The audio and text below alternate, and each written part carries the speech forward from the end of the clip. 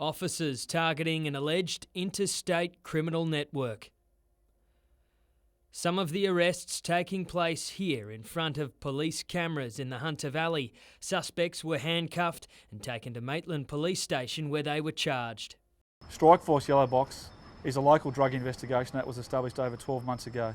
18 simultaneous search warrants were executed at properties across the Hunter Valley and Port Stephens, while 3 were carried out in Queensland. Police allege a significant amount of ice was seized and more than $100,000 in cash found. Police have arrested and charged 7 persons in relation to the ongoing supply of methamphetamine throughout the Lower Hunter area of New South Wales. 3 were refused bail in Maitland local court today. 1 was granted bail by police, another issued a future court attendance notice, and 2 were arrested on the Gold Coast. While determining 1 bail application, Magistrate John Chicken described ice as the scourge of regional Australia.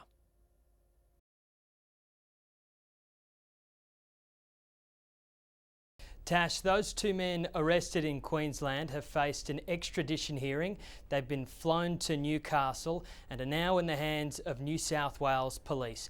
Detectives will allege that 29-year-old Jeremy Hunt and 45-year-old Roland Garland were the kingpins of this syndicate, which they ran out of a Woodville property. The pair will appear in Maitland local court tomorrow, where they face serious drug supply offences. Back to you.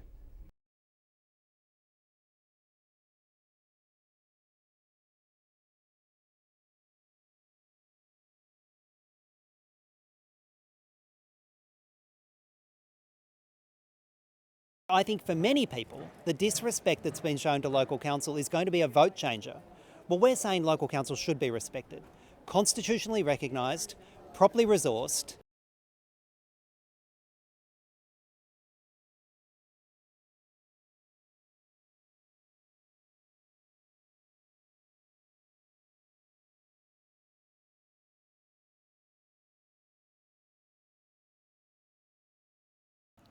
There are very real concerns tonight for this missing man, a 48-year-old from Tasmania. His boat Firefly was spotted just off Samurai Beach at about 3 o'clock yesterday afternoon by another sailor, who then towed it into deeper water before calling marine rescue. That sparked a search last night where a Westpac rescue helicopter spotted an upturned kayak. That was picked up, and today the search effort stepped up. Marine rescue and surf lifesavers searching from the ocean, while another Westpac chopper, Lifesaver 23, was flown in from the south coast to do loops from Nelson Bay down to Stockton and further out to sea. Now the search has finished for today, and the man's 8-metre yacht, which police believe he has been living on, has been towed here to Nelson Bay, where it's being kept in the police docks alongside that found kayak. Out in the ocean, items have been found believed to have come from the boat. Emergency service is saying it suggests he may have fallen overboard, painting a very grim picture about his chances of survival.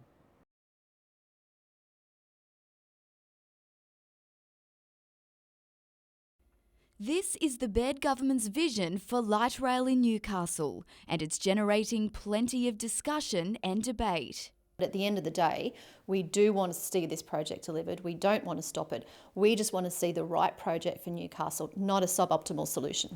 The Hunter Business Chamber believes the project's success relies on having measures in place to deal with traffic and pedestrian access, as well as the loss of 350 on-street parking spaces. It says Transport for New South Wales hasn't implemented strategies to address these issues now. But if you wait and deal with them down the track, so to speak, then we have concerns about the success of the project. We have to make sure that the impact on business is minimised. The Chamber says close consultation with all businesses in the area, not just those on Hunter Street, is crucial to minimising that impact, especially during construction. Meanwhile, Newcastle Council is also finalising its submission. It's critical of the design, saying pedestrian and cycle access has been overlooked.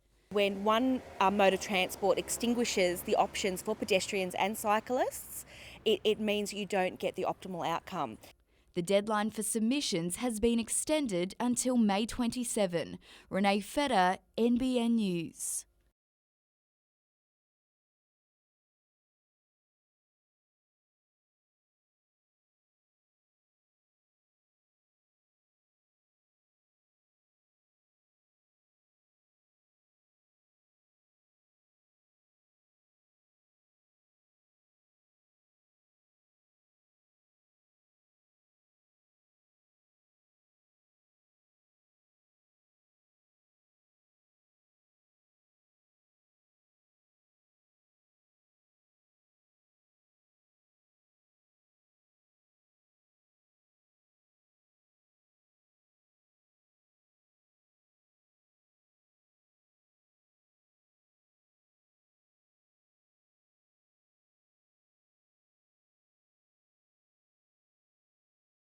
These machines are worth $16 million each.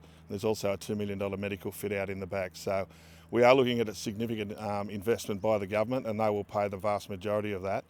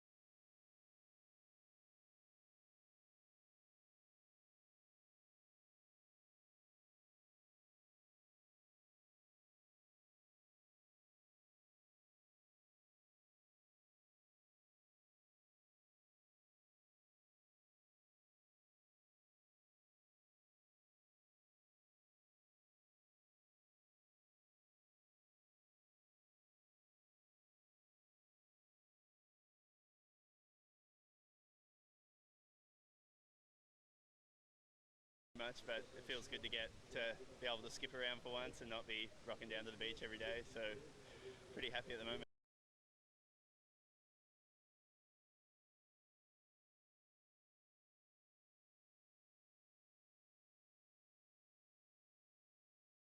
Not from last week's point, you know, before that I've been taking step by step to build myself towards a potential Origin jersey, and last weekend I took a step backwards.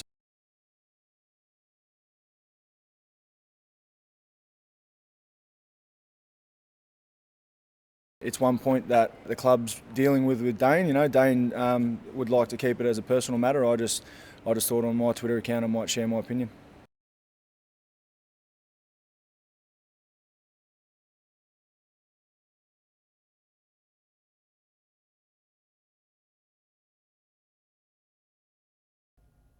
Written off before a ball had been kicked, Charlestown City has quietly navigated the opening 6 rounds without losing a game. The expectation is on ourselves, really, and it's been a great start to the season. A 3-1 win over Lambton in round 5 was a real boost, but Sunday's clash with defending champions Edgeworth will be the Blues' biggest test so far. I feel like we've got what it takes to match it with them and the Hamiltons, if you like. I can't really say too much. We can only go in with the attitude that we've got. The goal-scoring form of Reen Ferguson and return of veteran Josh Maguire have been major factors in Charlestown City's success. But club vice president Shane Tull believes defender Todd McSorley has been the Blues' best signing in years. The 29-year-old South Australian says he's got more to give. Haven't had a great start to the season in my own head, but other than that, I can't complain, seeing as we're second outright, and everyone had written us off at the start of the season.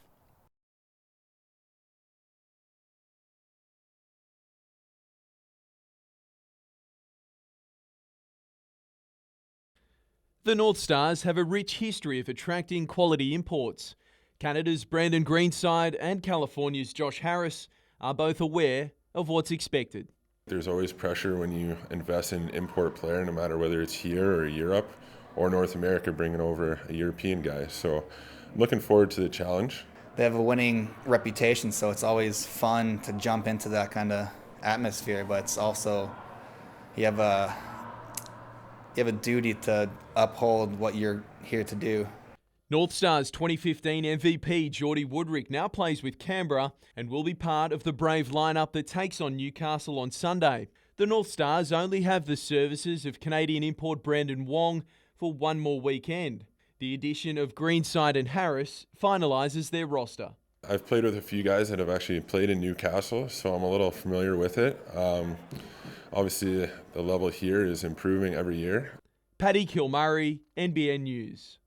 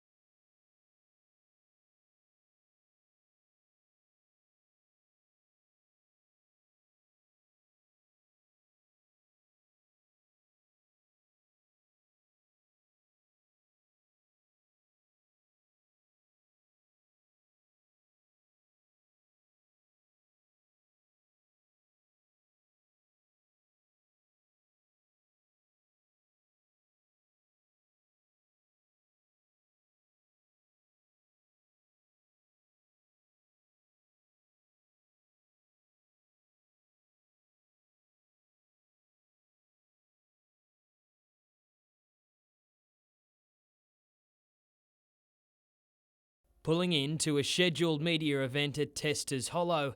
Indicators on, Bill Shorten's motorcade moves to the left of Cessnock Road, and then all hell breaks loose. Mr Shorten's security detail, waiting media and campaign staffers rush to help. In one car, a mother and her young son escape with little injury. The opposition leader and his local candidate, Meryl Swanson, offer a reassuring presence. In the other vehicle, a 21-year-old woman from Kurri Kurri with a serious head injury. Off-duty medical staff go to her aid before emergency crews arrive. Paramedics and firefighters work to free the woman, who's then taken to John Hunter Hospital in a stable condition. The white car had pulled out to overtake the motorcade prior to the collision. The best news is that no one has been seriously injured and everyone's okay. NBN News understands that there were a number of concerns raised within Bill Shorten's security team about the location of this scheduled media event, about the proximity to the roadway and about passing cars. In a statement, Mr Shorten's camp said its priority is the well-being of the people involved in the accident and that campaigning has been suspended for the day. While on Twitter, the Labor leader said he met a brave little boy and his mum, adding days like this give him perspective before praising emergency services. Mike Lorrigan, NBN News.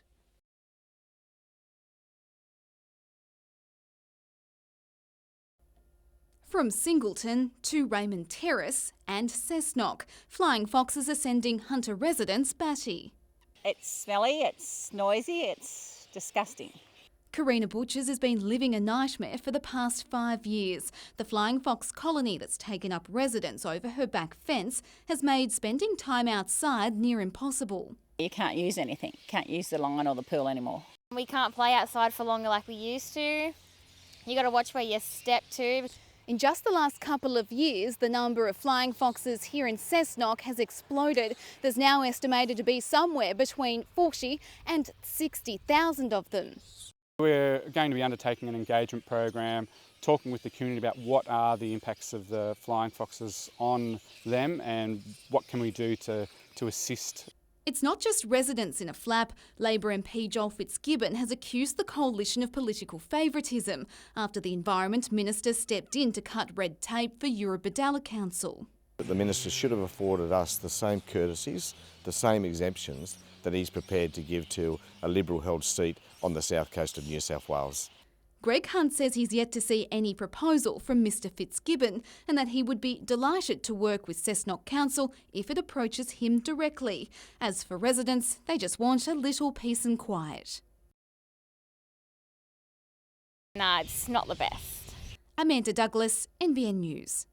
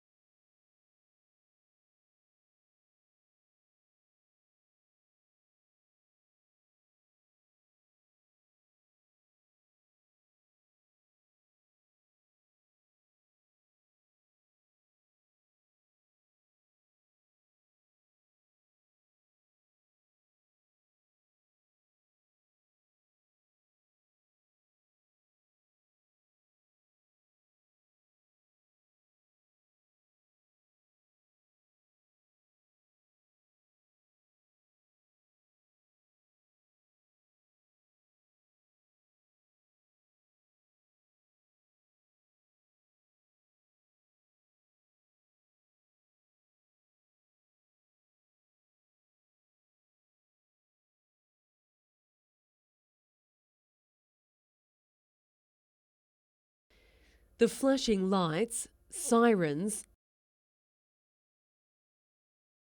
and compelling storytelling is back, bringing with it memories for the men who called the BHP Steelworks their home away from home. I think it's wonderful. I think anything that can be displayed to remember the men and women of steel is a great asset for Newcastle. There is no doubt that Newcastle's moved on after the steelworks, but we should never forget the legacy that it gave this town.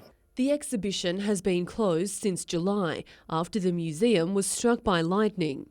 The technology that runs a sound and light show is pretty high end, so we needed to make sure everything was back on track and add some new stories and some new objects that we've gotten as well. This is one of the new displays here at the BHP exhibition. It uses old time cards to allow people to share their memories, like this one. It's from Stephen Moore, and it says it was the best place to work with great people, and it's sad BHP has gone and the culture that went with it. These quilts, made by the wives and mothers of workers to commemorate the closure of the steelworks in 1999, are also on show for the first time. It's an important story, and we think that the coal mine and the BHP, a lot of that is what made Newcastle what it is. So we've put an awful lot of time and energy and blood, sweat and tears, and now we think that it's even better than it was before. Emma Murphy, NBN News.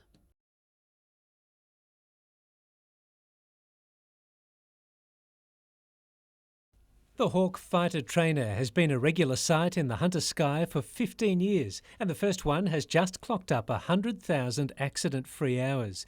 That's quite an achievement when you look back not so long ago to the Sabres, Mackeys and Mirages, some of which didn't make it back to base. 100,000 hours is quite a significant achievement, especially when you think it's a training aircraft. There's also always risks in training. It's a single engine aircraft as well, so quite a remarkable feat for that amount of flight safely. The Hawks are also entering a new phase, having their software upgraded to prepare pilots for the F-35 Joint Strike Fighter. The Classic Hornet fleet will obviously retire in the next few years and the JSF will come into being, but we will also have the Super Hornets and the Growlers operating for the next couple of decades. So our fleet will always be mixed, and I suppose my role is to train pilots not only for the JSF but for the Super Hornet and the Growler in the long term.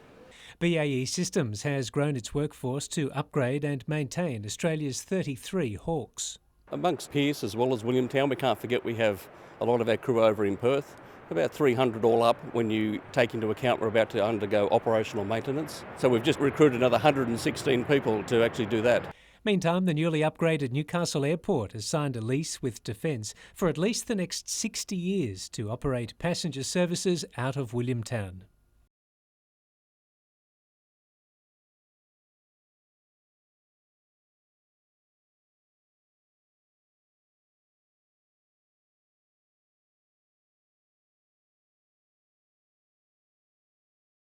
You look at the state of the world today, we have people displaced all over the place by war and so on. The tragedies of war itself. Peace is very desperately needed in our time.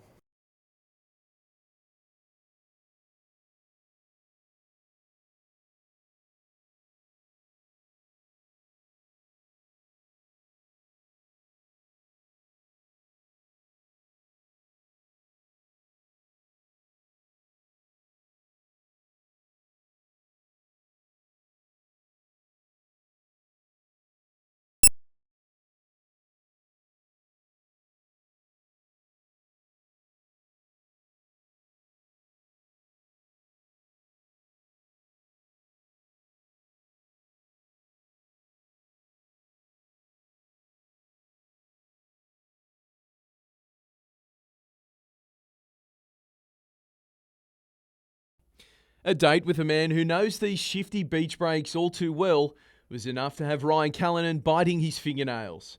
Nerves were quickly replaced with adrenaline as he went on the hunt for barrels.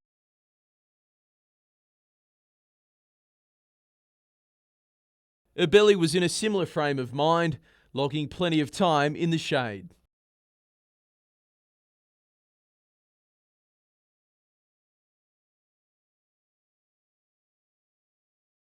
He didn't, but they also weren't buying Callanan's conservative approach.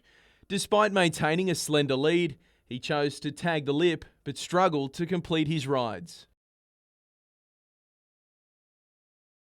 Abelli chose wisely and found gold as a result.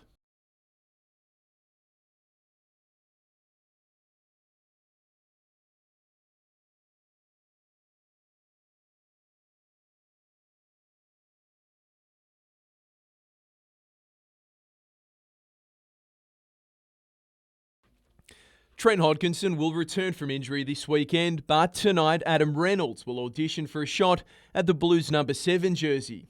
Untested on rugby league's biggest stage, it appears that's not a concern for coach Laurie Daly. Adam Reynolds probably hasn't been at his best, but we know he's got a really good kicking game.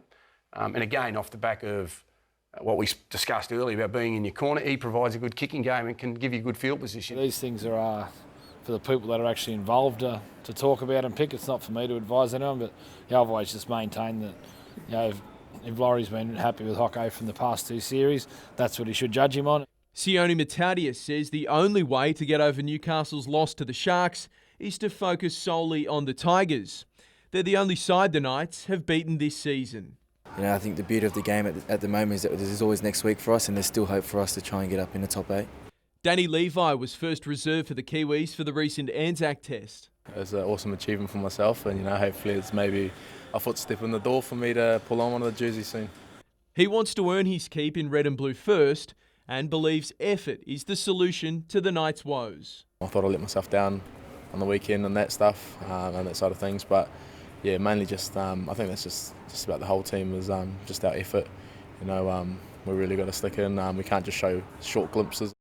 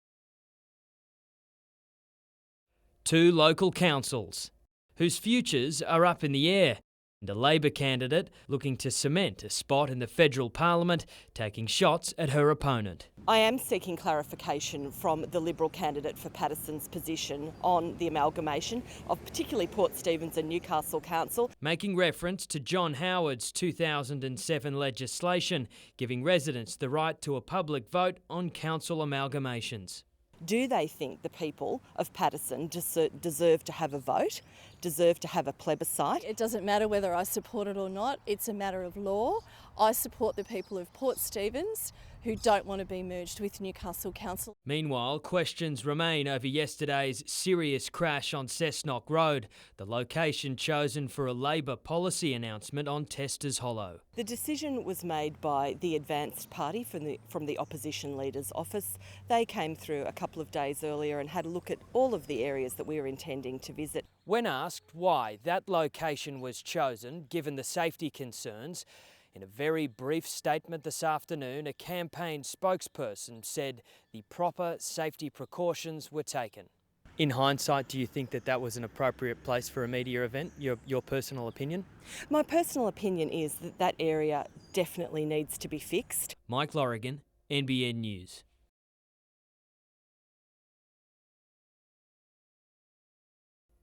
It's been a long 6 years for Bulga residents in their battle to save their village. Despite several legal appeals, plans for the Mount Thorley Warkworth mine expansion southwest of Singleton have pushed ahead. And now residents have had to abandon their final attempt at appealing the decision. It's a big disappointment to us. We thought we had a pretty fair chance. They were fighting to protect a critically endangered ecosystem known as the Warkworth Sands woodland and were due to have their case heard in court on June 6. But on the advice of lawyers, they have now withdrawn their claim. After locating documents at the office of the OEH and the Department of Planning, their advice to us was no, withdraw.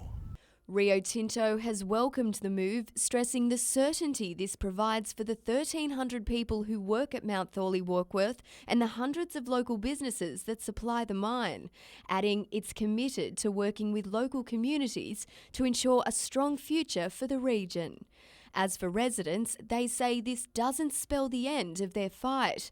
They're now examining what other options are available. We had a meeting there 2 or 3 days ago, and they were very strong in their desire to take this to wherever it has to go, not to give up, and we're not. To its regulars, the Victoria Hotel is almost unrecognisable. The historic Hinton pub has a fresh new look, thanks to a busy team of hard-working helpers. From where we were at Easter to where we are tonight, it's just been enormous.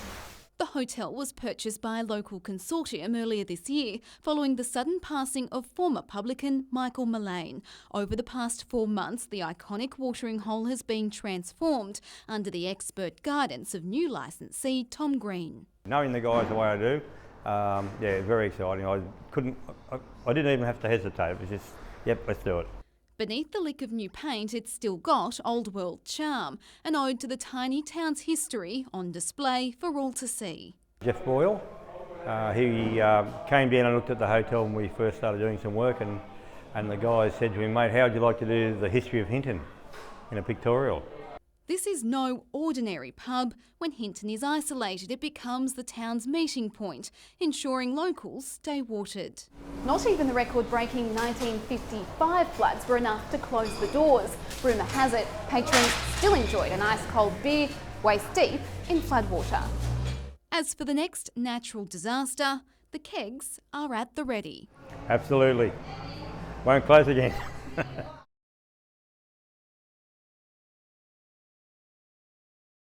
Well, now to Gavin Morris, who joins us from the Westpac Rescue Helicopter Base in Newcastle for a snapshot of the weekend weather. Thank you very much, Tash. Well, it is going to be another very warm weekend with above average temperatures across the board. Fairly calm conditions. There's going to be a big swell tracking up the coast, so no rock fishing, too dangerous. We want to leave this in the shed. Why am I here? Well, this weekend is a big weekend because we're raising money for the Westpac Rescue Helicopter Service in Newcastle. You might be travelling to Newcastle. Head to Nobby's Beach down on the foreshore. It's absolutely beautiful. All you have to do is dress on up in your favourite superhero outfits and come for a little bit of a stroll and raise some outstanding money. RescueHelicopter.com.au if you'd like to register, or just do it on the day. I'll be back with all of your local weekend weather details soon. It's that time of year and the Blues incumbent halfback is trying to remain calm. Talk surrounding his spot in the Blues side intensified this week, with News' Laurie Daly is considering Adam Reynolds for the job.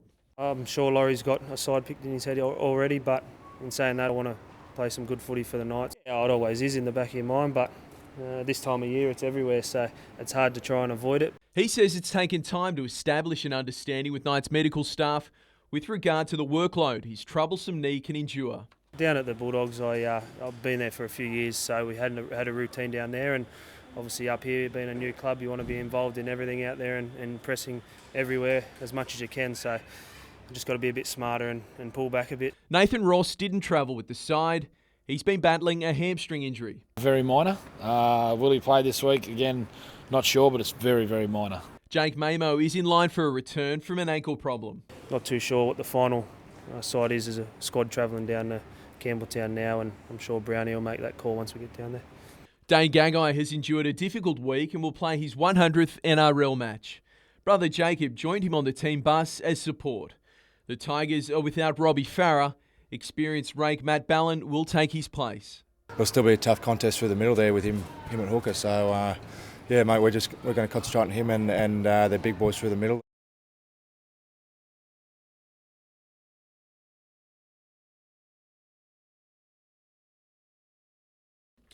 Round 4 fixtures involving Merewether and Maitland went ahead as scheduled after sanctions were suspended. The NHRU backing away from its hardline stance on player registration irregularities after both clubs sought legal advice. Hamilton was also docked points for breaching the player point system. Today, those points were reinstated following an appeal. In a statement from the NHRU, General Manager Andy Fairfield wrote, "As a gesture of goodwill and in order to regain harmony in the rugby zone, the NHRU has resolved to suspend loss of competition points and 80% of fines imposed for all clubs between rounds 1 and 4. In the match of the round this weekend, both Greens and Maitland will be without country players when they meet at Townsend Oval, while Hamilton, the Waratahs, Wanderers and Southern Beaches all have the home ground advantage. In Newcastle Rugby League, the Rosellas will look to consolidate top spot when they face Cessnock tomorrow afternoon. While on Sunday, Lakes host the Scorpions, the Pickers tackle Souths and Central is at home to Curry.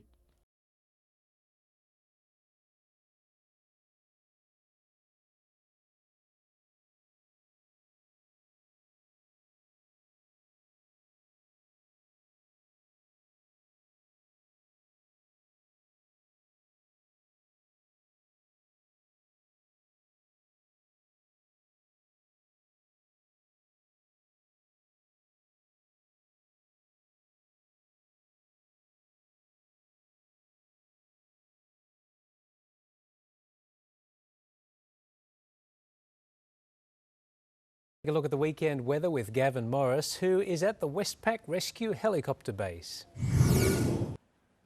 Thank you very much, Paul. Yes, surrounded by superheroes. I've got lots of little ones here in front of me.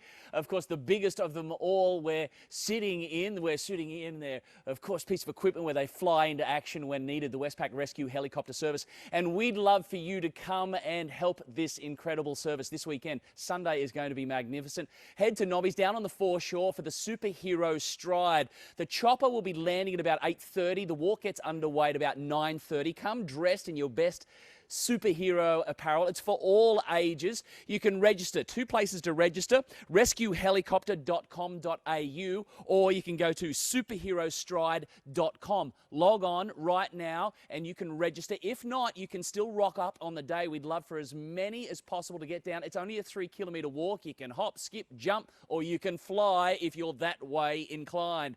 Let's take a look at this weather situation for the weekend. Let's begin, first of all, with the rain or lack of it. There's been a little there moving in across Western Australia. We've had some lighter falls throughout the southeast of the nation yet again. As we move to the satellite image, we've got a large pulse of cloud that is moving in across Western Australia, crossing over into the Territory where there's been a little bit of rain, and South Australia, and now finally moving into the western part of New South Wales yet again. Now there's a very strong system that is moving into the Tasman. That is going to generate some swell for the weekend, and on the synoptic chart you can see that low moving out over the Tasman. For us, the winds fairly light because that big high is moving across. A little bit of rain for Cape York and a strong front. Another one sliding in across the southwest of Western Australia, and that one is likely to cause some damage.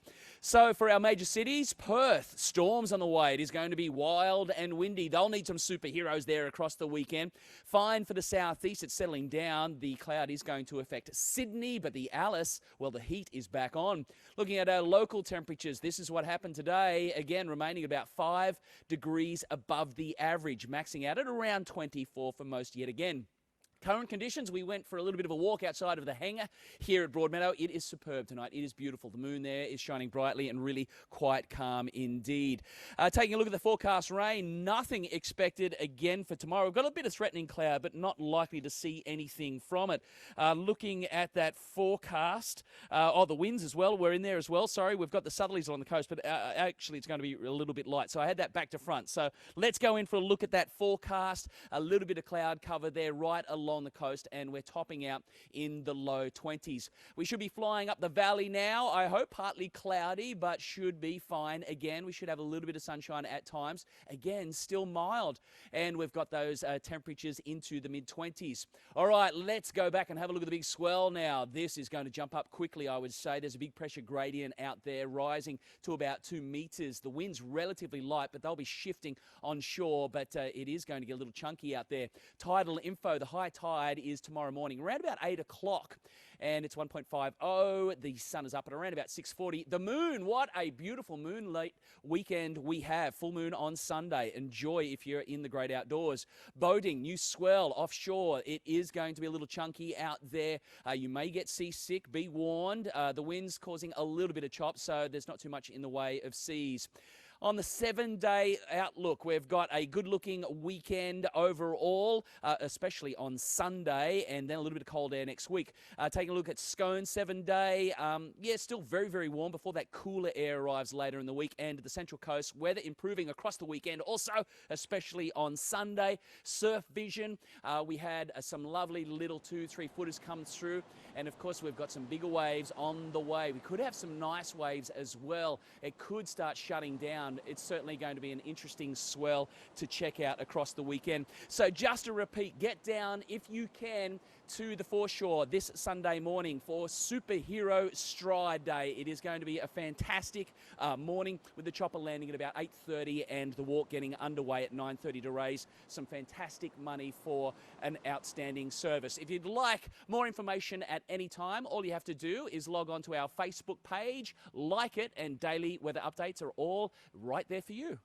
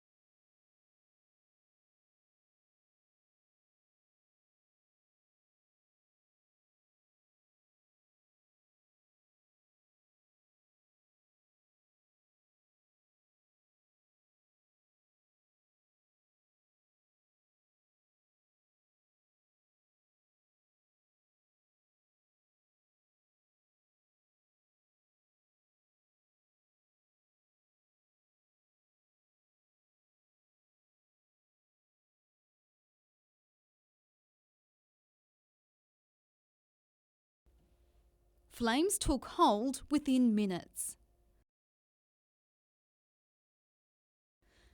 The timber-clad building only fueling the fire's ferocity.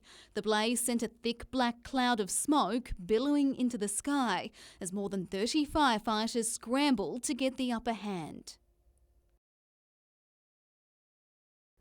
Inside the burning building, 21 years of paperwork, timber, glass and expensive machinery belonging to an aluminium business. My son, Chad, was down here. I don't know, one of our employees rang him and he rang me. I raced over, you could see the black smoke in the air. The equipment that's in there, there's the effect that it's going to have on the business. It's not a good feeling by any means. Witnesses who made the call to firefighters say they saw several items and a tree alight at the back of the Norah Road property. Moments later, the entire building was engulfed. It's now up to fire crews to mop up and ensure the structure is safe so crime investigators can get inside and determine what caused this blaze. Certainly being treated as suspicious because the business was closed at the time the fire was reported.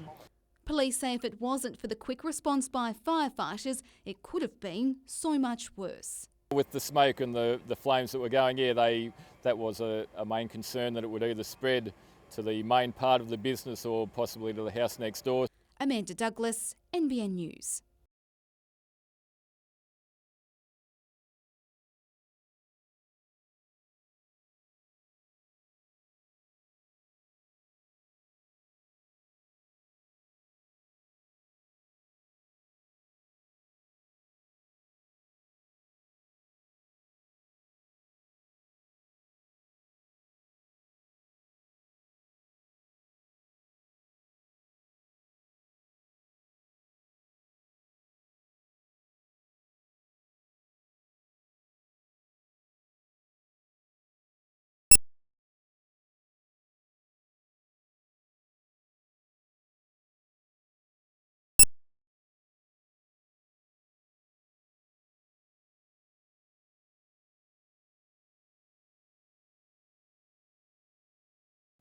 Lounges, lawnmowers and used white goods. Sites like this one at Kurri Kurri are disappointing find for members of the Regional Illegal Dumping Squad. They say there's simply no excuse. Cessnock Council, for example, gives their residents a number of free tip vouchers every year, allowing them to take hundreds of kilos of waste to the local tip for free. And yet we still find this sort of behaviour. In a joint operation with National Parks, the RID Squad has its sights set on areas across Cessnock this weekend. The initiative as much about education as it is about prosecuting those responsible. We'll be engaging with as many people as we can from an educational perspective to try and raise the profile of the squad, let them know that we're out and about in the area. And it seems after 18 months of operation, the squad is achieving results. In the past 10 months alone, the RID Squad has issued 140 penalty notices, equaling around $200,000 in fines. Do the right thing, take it to a waste facility, don't risk a $2,000 fine, because although as severe as that penalty may be, it's only less than 1% of the maximum fine that is available to be given. Anyone who witnesses illegal dumping can call the RID hotline. Renee Feder, NBN News.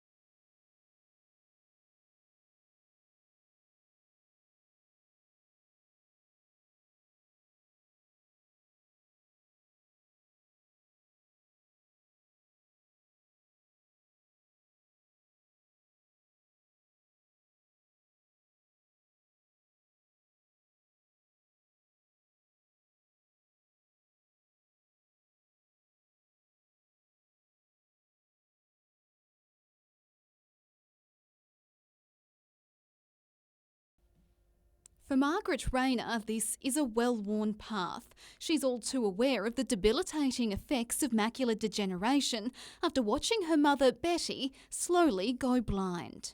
She was always a very active woman, and she played the piano, did the most beautiful tapestries. She enjoyed reading, and none of that was possible for her. The Spears Point resident now has regular checkups, determined not to become another statistic. Once Mum was affected by it, as it took hold of her, I could see the effect that it had on her life and what it took from her life.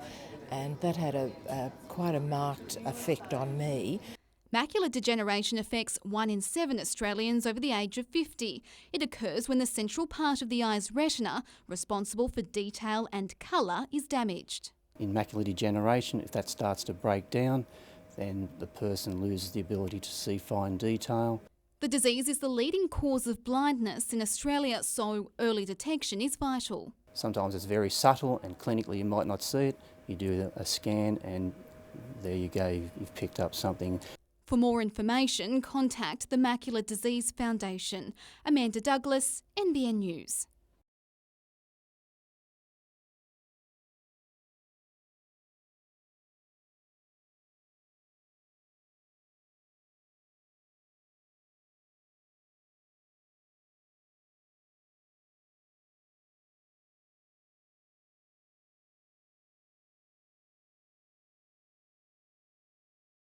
Been to some amazingly remote and rural communities. The kids have had a terrific time, and the 85 bashes of all the different cars have come home safe and sound and raised a lot of money for kids in need in our community.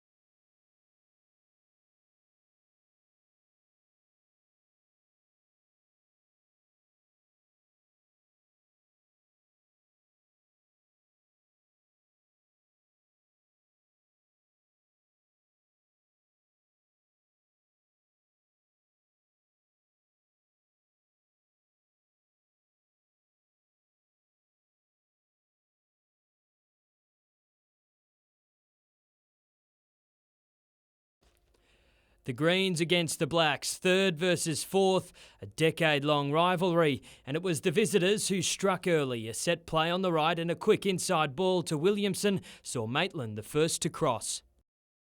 The Merewether-Carlton scrum huge in the first half, but the Greens couldn't quite find the scoreboard. Things getting worse for the home side, a man down just before the break, giving the Blacks a 5-point lead heading into the second half. A different story after the break, the Greens opening things up on the left.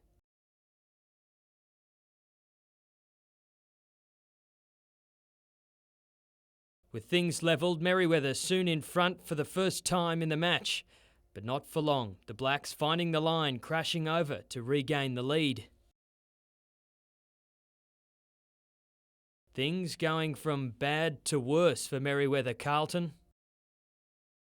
And a short time later, the Blacks, with some slick passing, sent it wide to find the line again. A nasty tackle firing things up, the ref again bringing out the yellow, the home side not giving in just yet, stealing a late try in the final minutes. But not enough in the end, Maitland walking away 23-18 winners.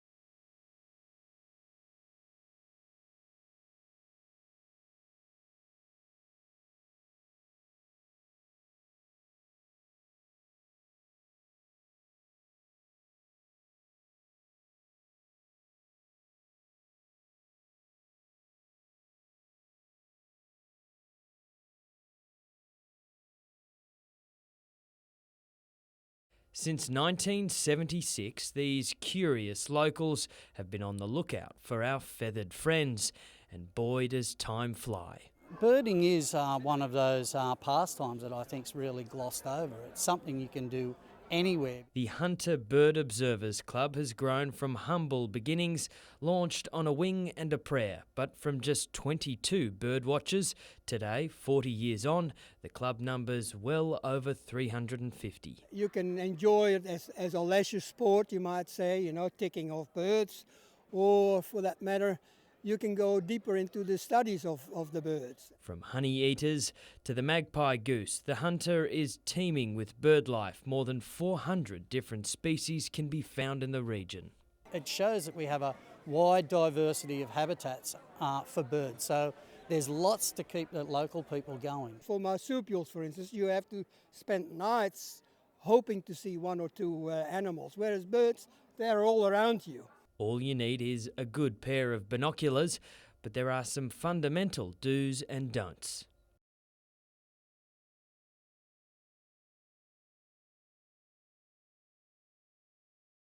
Mike Lorrigan, NBN News.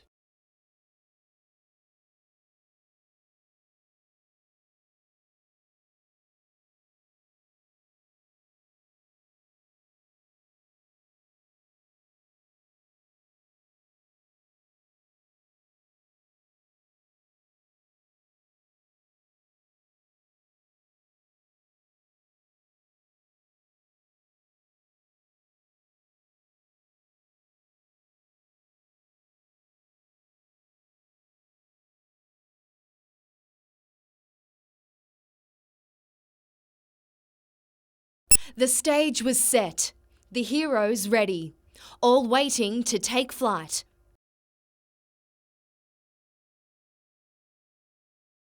Characters from the comic book universe teaming up. From Iron Man to the Hulk, every man and his dog was on hand. Led by who else than Spider-Man and Superman? It's outstanding. I mean, you just got to look at the smiles on the kids' faces, and even some of the parents, I got to tell you, there's some closet superheroes here. They remained grounded though, leaving the flying to the real heroes, those from the Westpac Rescue Helicopter Service. All those health professionals are the real heroes in all of this, so we just provide the level of transport and that expertise in aviation. On average, the helicopter service is called out to 2 missions per day across New South Wales. Fundraising events like today, crucial to keeping the service airborne. We've always been pretty strong on saying that this service is owned by the community, it's funded by the community, and for 40 years no one's ever been sent a bill. So we're very proud of that achievement, and long may that continue. Samantha Long, NBN News.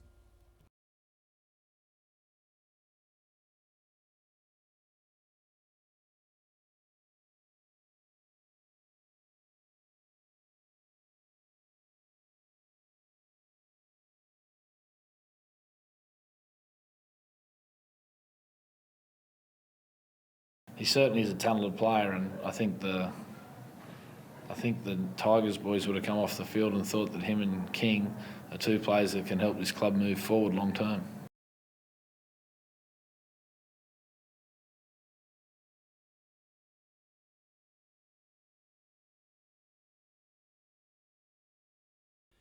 A big game for both sides, looking to capitalise on West's drop points. Unstructured defence putting a dent in Lake's hopes of doing that. A grand final replay with plenty of niggle.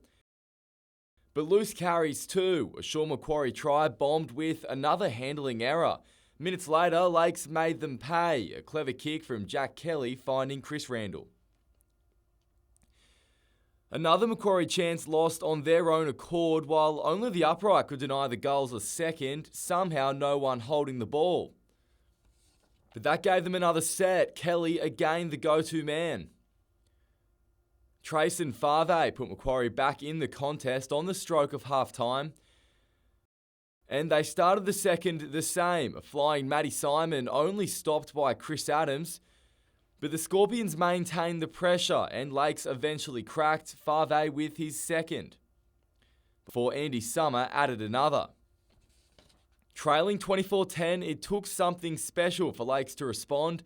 Matt Craig with an incredible finish before a clever change of direction saw Casey Burgess make it a 4-point game. Another knock-on hurt the Scorps, handing Lakes a chance, and Josh Charles took it. 24 all, Brad Murray with the chance to win the game.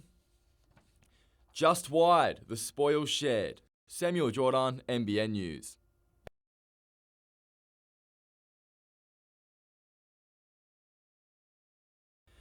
Second versus third. It was an understandably tense opening to the match, soon brought to life by a beautiful passage from Edgeworth. A clever chip opening the park before, after a few chances, it was finally buried. Brodie Taylor with a perfect ball to Keanu Moore, who couldn't add another, but it didn't matter. He made amends early in the second. An unmarked Andrew Klein headed home to make it 2-1. And while the Blues fired up, it didn't help their cause, Taylor adding another for the Eagles. That opened the floodgates, Moore with an incredible strike to make it 4. The day becoming worse for Nathan Archbold, handing Edgeworth an easy 5th. Before a spectacular free kick from Keigo Moriyasu capped the 6-goal rout on the stroke of full time. Samuel Jordan, NBN News.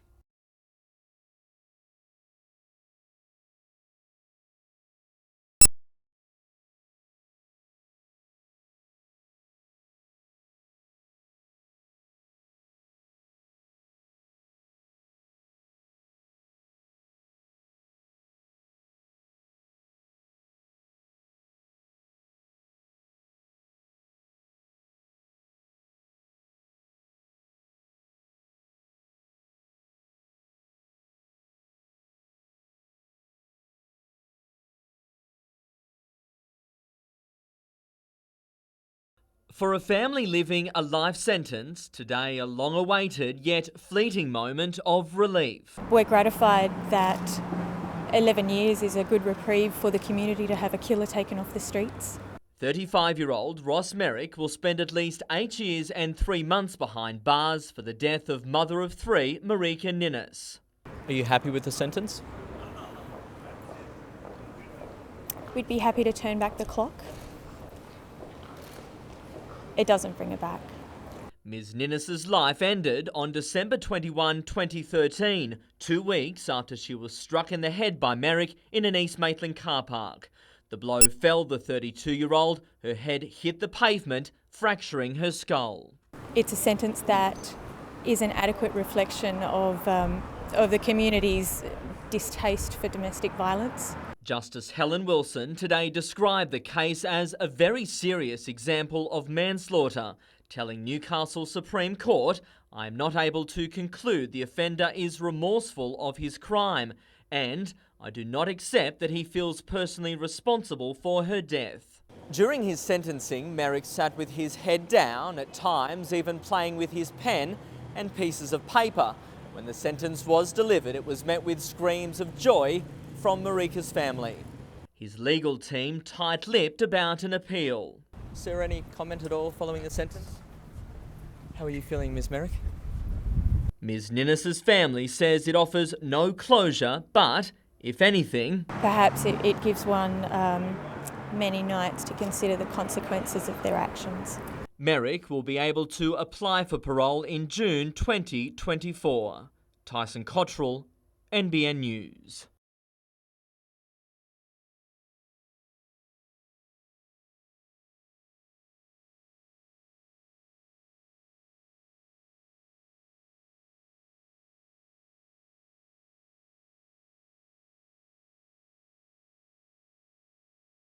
We need to get on with this, whether people agree or disagree with certain parts of it.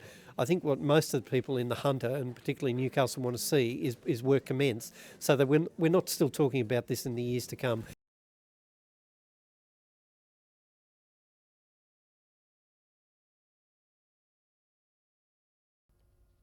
Marine Rescue's new vessel, ready for action. This latest addition to the Port Stephens operation, honouring a late great member of the service. We're here today to see the launching of Port Stephens 3-1, the John Thompson. Mr Thompson was a rescue volunteer for more than 4 decades. Originally from Sydney, he championed the establishment of the service in Nelson Bay. His wife on hand today to see his legacy live on. It's such a thrill with everybody here, to see the John Thompson launched. It's really a very proud and honourable day for John Thompson. The vessel is part of a $15.5 million modernisation program, which will see 66 new or refurbished boats added to marine rescue fleets across the state. Built by a company at Taree, this one has state-of-the-art navigation, radar and infrared search equipment. The John Thompson will remain on the Mid-North Coast for sea trials and equipment testing before arriving in Port Stephens on June 4. Samantha Long, NBN News.